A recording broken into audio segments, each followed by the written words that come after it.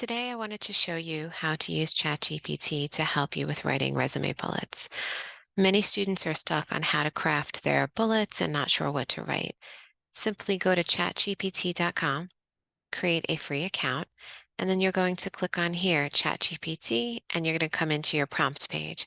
What I did previously was I said, and I asked, write resume bullets for a babysitting job for children ages 5 to 8. As you can see down below, here are about 7 bullets that were created based upon what ChatGPT thought a babysitter would be able to write on the resume. So all you need to do is put in your prompt and it will come up with some answers for you.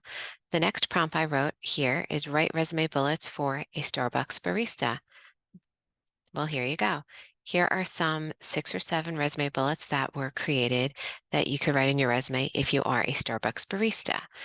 Next, if you want to create a new ChatGPT prompt, you just go up here on the left, click on ChatGPT, and you have a plain screen.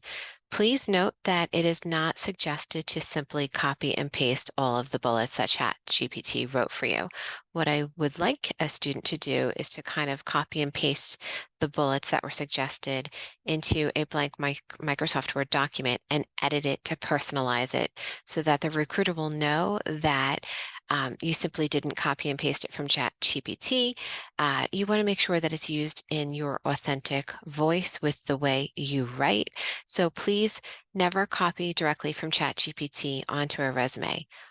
Copy and paste them into a Word doc, edit them, make it yours, make it sound like you, and then you can craft those bullets. But it's a really great way if you are having a little bit of a writer's block that will help you achieve the resume bullets that you desire.